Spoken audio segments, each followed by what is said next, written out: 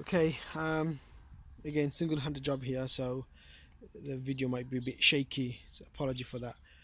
Last night what I did here is just an experiment to see if the 3, 4, 5 method works. I've tried everything else, and to be honest, I failed. It just wasn't working. So what I've got here is 3 stakes in the ground, as you can see. Now that corner to there is 3 meters, 3 feet, and then from here, no, my bad, I'm going for double, so that's 6 feet over there and 8 feet here. Okay, now in theory it should give me 10, so I couldn't check that properly last night. Anyway, so that's the screw there, so from there in theory it should give me 10, and bang on, as you can see, that's what the screw is, bang on 10. So the squaring method, this method works for sure. It's as simple as that. You put a stake in one end where you in the corner, stretch it to either 3 feet or double that, 6 feet, or double triple that, whatever you want. And then same here, so this way should be 4, if not in my case 8. It could be more, 12, whatever. So you double, triple, whatever, you do that. And then the other way should be in my case 10. So the other way is 3, 4, 5 basically. Yeah, so this method works. So what I'm going to do, at least now I know how to get it squared, and in theory all the other measurements should be in line.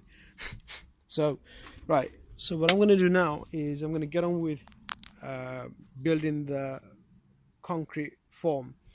This is proving to be a bit challenging, purely because this ground, I've wet the ground so it's slightly firm. I'm going to go around using with this and just compact the ground like so, and here, so let's try here, and as you can see it does a good job. So once I do that, yeah, like I said, I'm going to crack on with the form.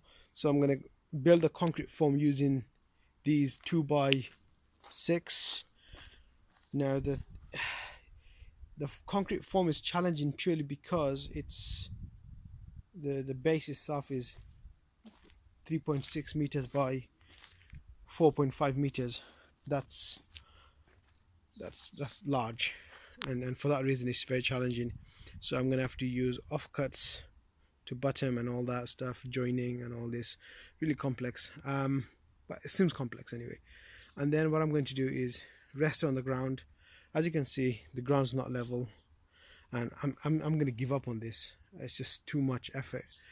I need to bring a lot more soil from there to here, or I need to grab soil from here to there to lift this side up. So leave that. I'm going to leave it as it is, and once I get my form completed, then I'll make sure that it's it itself is level from the top. That way it doesn't matter if it's like uneven over there and not so here. Makes no difference. It shouldn't in theory. My concrete is going to be about 6 centimeters high, so that's okay. I'm going to use metal mesh to reinforce it. You don't really need it, but I'm just going to do that anyway. Something better than nothing. I know metal mesh is not ideal. Ideally you need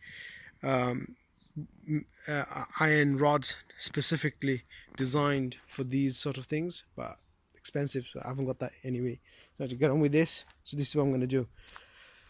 Once I get the form ready, next phase will be weed membrane, and then after that will be a bit of sand, and then I'll lay the DPC, damp proofing coarse membrane, over it on the soft sand so it doesn't rip, and then I'll start pouring the concrete over that.